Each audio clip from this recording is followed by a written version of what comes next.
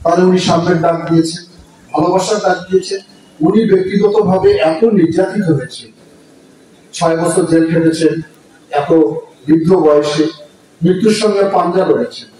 তারপরে উনি কিন্তু একটা প্রতিহিংসা করার কথা এখন পর্যন্ত বলেন না, নামটাই উচ্চারণ করেন না, ফেসিবাদের নেত্রী বলেন না।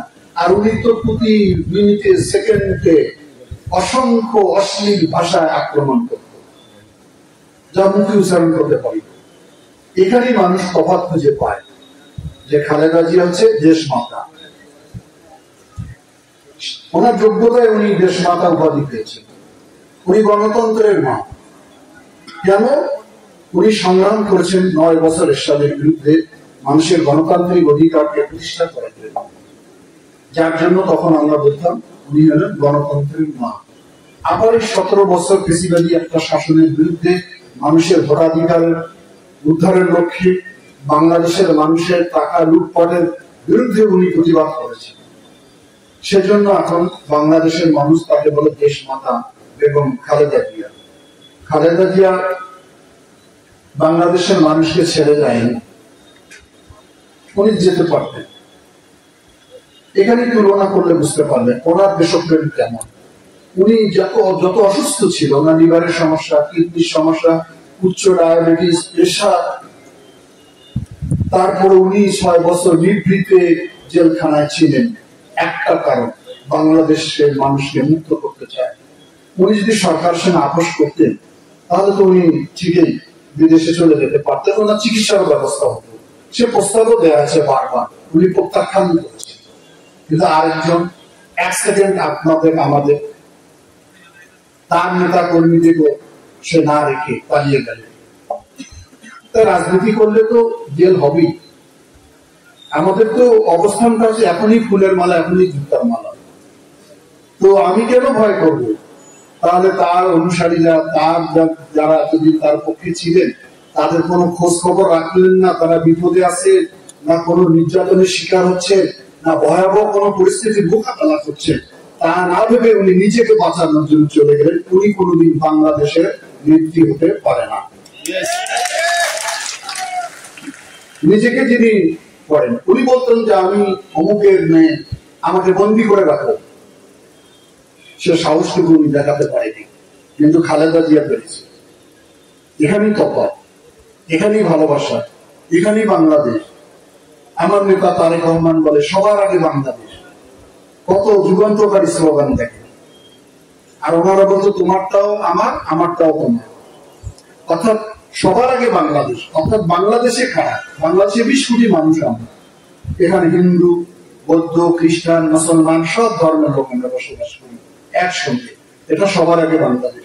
উনি নতুন স্লোগান দিয়েছেন যে উৎসব সভা নয়, উৎসব যার যার, রাষ্ট্র সভা। রাষ্ট্রের মালিকানা থাকতে হবে, আর রাষ্ট্রের মালিকানা যদি আপনার হারিয়ে ফেলেন তাহলে আপনার অধিকার বঞ্চিত হলে। এই যে যুগান্তকারী পরিবর্তন, এই যে আবহাওয়া তৈরি হচ্ছে, যে ন্যারেটিভ সৃষ্টি করতেছে, সেটা আপনাকে উপলব্ধি করতে হবে। শুধু অন্ধকারে, অন্ধত্ব, নিজের ভাবনাকে না ভেবে মানুষের ভাবনাকে নিজেকে প্রাধান্য দিলে ভুল পথে হাঁটবেন সবাই। আমি মনে করি আবহমান কাল ধরে বাংলাদেশে আমরা হিন্দু, মুসলমান, বৌদ্ধ, খ্রিস্টান এক কাতারে বসবাস করি, একসঙ্গে থাকি। আমরা বিয়ের অনুষ্ঠানে দাওয়াত দিলে আপনারা আমাদের কাছে আসেন, আপনাদের বিয়ের অনুষ্ঠানে আমরা যাই, একই চায়ের দোকানে বসি, গল্প করি, আড্ডা দেই, পাশাপাশি চা খাই, একই দোকানে সওদা করি, একই সালিশ বিচারে বসি, একসঙ্গে খেলা দেখি। কোন কাজটা আমরা ভিন্নতা রয়েছে আমাদের? কিছু নেই। যার যার ধর্ম শেষে করে শান্তিপূর্ণ ভাবে। যখন আমাদের আজান হয় তখন আপনারা শ্রদ্ধার সঙ্গে আপনাদের কার্যক্রম স্থগিত রাখেন। এটাই তো বাংলাদেশ, এটাই তো সাম্প্রতিক সম্প্রীতি।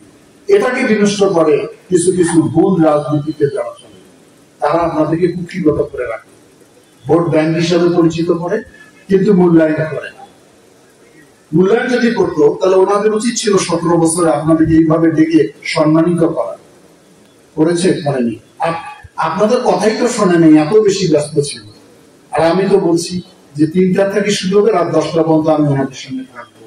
আজকের দিনটা শুধু আমাদের এই সম্প্রদায়ের জন্য। আমার তার কি কথা আমি শুনি, আর আমি যদি আপনাদের কথা না শুনি তাহলে আপনাদের জন্য আমি কিভাবে কাজ করবো? আপনাদের মনের বাসনা কি, আকাঙ্ক্ষা কি, জিজ্ঞাসা কি, প্রশ্ন কি, কি দাবি, এগুলো তো আমাকে জানতে হবে। ওনাদের জানার সময় ছিল না। ওনার তো জানে যে আমাদের এগুলো দিলও আছে, না দিলও আছে। যার কারণে আপনাদের কোন অনুষ্ঠানের প্রতি মমতা ভালোবাসা ছিল, জবাবদিহিতার মধ্যে তারা ছিল। আমি আশা রাখি বিশেষ করে এখানে সকল সম্প্রদায়, শুধু আপনাদের না, খ্রিস্টান সম্প্রদায়ের প্রেমী যেটা, তাদের আমার বলার সঙ্গে সঙ্গে অনুমতি দিয়েছে যে অনুষ্ঠান করে, তাহলে নিশ্চয়ই তাদের সঙ্গে আমার আন্তরিকতা আছে, না হলে তো দিত না। আপনাদেরকে আমি আহ্বান জানিয়েছি। আমার মনে আমার চিঠি পাওয়ার পর একজনও ব্যক্তি বাকি নাই যিনি উপস্থিত হন নাই। তাহলে কত বড় ভালোবাসা, কত বড় টান। আমি তো এখনো প্রতিনিধি হইনি, আমি তো নির্বাচিত কেউ না। আমি একটা এখন শুধু আসাদুল হাবিব বুলু একজন ব্যক্তি। এই ব্যক্তির আহ্বানে আপনারা যে সাড়া দিয়েছেন, এটা আমাকে অনেক উৎসাহিত করেছে, আনন্দ দিয়েছে যে আমার ডাকে সবাই সমস্বরে এখানে আপনারা হাজির হয়েছে। এই যে আমার আহ্বানে আপনারা হাজির হয়েছে, এইটা একটা মেলবন্ধন, এটি তো ভালোবাসা দৃষ্টান্ত। এই ভালোবাসা নিয়ে আমরা এগিয়ে যেতে চাই। এই যে শ্রদ্ধা বোধ, এখানে যারা বক্তব্য দিয়েছেন অনেক কথা বলেছেন আমার সম্পর্কে, তো এই কথাগুলো হয়তো আপনাদের ভিতর থেকে উচ্চারিত হয়েছে, যেগুলো শুনতে হয়তো আমি বিব্রত বোধ করতেছিলাম, কারণ আমার সামনে রেখে আমার কোনো কথা বলে ওটা আমার খারাপ লাগে, কষ্ট লাগে। এটা যদি আমার অন্তরালে, আমার জানার বাইরে, আপনাদের সমাজে, আপনাদের দৃষ্টিতে আপনারা যদি আলোচনা করেন, সেটা হবে সবচেয়ে কার্যকরী। আমরা কিরকম লালমনিরহাট দেখতে চাই? আমি সব ধর্মের সব পেশার লোককে ডেকেছিলাম জুলাই পরে। ওনারা অনেক উপদেশ দিয়েছেন, প্রস্তাব দিয়েছেন, 116টা পরামর্শ দিয়েছেন। আমরা এগুলো সব লিপিবদ্ধ করেছি। তারপর আমি বলেছি আলোকিত লালমনিরহাট আমাদের সামাজিক আন্দোলন, সেটা তো স্থিরিত হয়ে গেছে। এখন যেখানে যাবেন, আজকে যুব সমাজ নেশাগ্রস্ত হয়েছে, আজকে মোবাইলে ক্যাসিনো খেলছে, জুয়া খেলছে, সমাজ তো ধীরে ধীরে নষ্ট হয়ে যাচ্ছে। কিভাবে আমাদের এই সামাজিক আন্দোলনটাকে আমরা এগিয়ে নিতে পারি? এখানে যুব সমাজের কোনো দোষ নেই, কারণ তাদেরকে আমরা কোনো কর্মসংস্থান দিতে পারি না। বেকার জীবন, হতাশার মধ্যে থাকে, যার কারণে নানান অপকর্মের সঙ্গে জড়িত হয়। কিন্তু একটা যদি কর্ম আমরা দিতে পারতাম, তাহলে অন্ধকার করতে সাহায্য করতাম। সেটার ব্যবস্থা হয়নি। আমি বলেছি যে মসজিদ ভিত্তিক, মন্দির ভিত্তিক ওই সমাজে কারা কারা নেশাগ্রস্ত হয়েছে তার তালিকা করেন, আলোচনা করেন, ওই সমস্ত ছেলেদের সঙ্গে বৈঠক করেন, তাদেরকে শুধরানোর পথ বলেন, ভালো পথে আসতে বলেন। হয়তো কিছু কিছু লোক আপনাদের কথা শুনবে, কোন কোন ছেলে হয়তো শুনবে না।